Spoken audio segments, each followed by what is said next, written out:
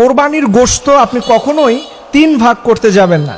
আমাদের দেশের মানুষ মনে করে কোরবানির গোশতকে 3 ভাগ করা হয় ফরজ না হয় ওয়াজিব। আসলে 3 ভাগ করার ব্যাপারে কোরআন এবং হাদিসের মধ্যে সরাসরি কোনো উল্লেখ করা হয়নি। তাহলে আপনি কয় ভাগ করবেন এর সঠিক সমাধান জানুন।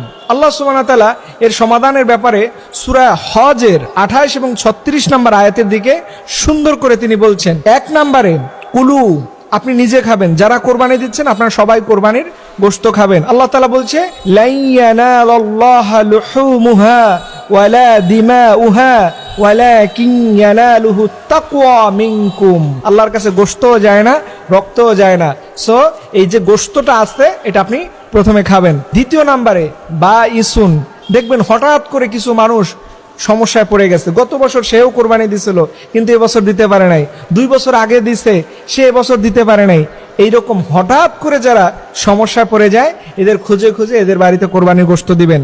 এটা গেল 2 নাম্বার। 3 নাম্বার ফকির, যারা গরিব অসহায় মানুষ এদেরকেও আপনি দান করবেন। 4 নাম্বারে মুতারুন, আপনার কাছে যারা চাইতে আসে, দেখবেন অনেক মানুষ জীবনে কোনোদিন ঘর থেকে বের হয় না, এবছর আসছে, আপনি তাদের দিবেন। ওনারা ফকির মিসকিন না কিন্তু চাইতে আসছে, তারপরও দিবেন। 5 নাম্বারে অনিউন, আল্লাহর দেয়া রিজিকের উপরে সন্তুষ্ট থাকে। দেখবেন অনেক মসজিদের ইমাম খতিবরা আছে, মুয়াজ্জিনরা আছে, সমাজের কিছু মানুষ আছে অল্প ইনকাম করে, যতটুকু হয় আল্লাহর উপরে খুশি থাকে, 5 ওয়াক্ত নামাজ পড়ে, এদেরকেও আপনি দিবেন। দেখেন এই যে 5টা ব্যাখ্যা বললাম, এখন মনে করেন দেখেন আমাদের দেশের নিয়মটা আর এই নিয়মটার ভিতরে পার্থক্য কোন জায়গায়।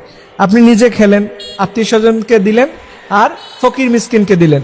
আচ্ছা, ফকির মিসকিনকে দিলে সেই জায়গায় কি আমরা ওই যে কোন মানুষের এবছর কোরবানি দেয় নাই, যাদের আর্থিক অবস্থা এবছর খারাপ যাচ্ছে, ওই রকম মানুষদের কি কোরবানি দেওয়া হয়?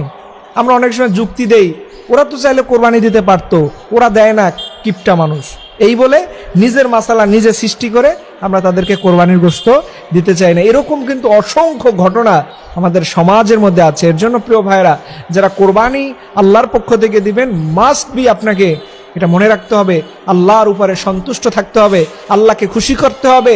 আল্লাহ যার কোরবানির উপরে খুশি হয়ে যাবে তার কোরবানিটা কিয়ামতের দিনে বড় নাজাতের উসিলা হবে।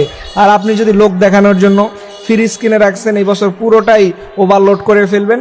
ইভেন অনেক মানুষ আছে গত বছরে কোরবানির গোশত এই বছর দেখবেন কোরবানির দিনে খাওয়ায়। খবরদার খবরদার, এইভাবে করতে যাবেন না। চাইলে আপনি আরো বেশি দান করতে পারেন, আবার কমও করতে পারেন। যারা 1 ভাগ 2 ভাগ দিবেন তারা যদি এত বেশি করতে যান তাহলে তো নিজেরাও খেতে পারবে না। আপনাদের প্রয়োজনীয় যতটুকু একজন মানুষের দরকার, এর অর্থ এই নয় যে আপনি ফ্রিজজাত করে রাখবেন। খবরদার খবরদার, এর চাইতে বেশিও দান করতে পারেন, কমও করতে পারেন, তবে আপনি আল্লাহর সন্তুষ্টর জন্য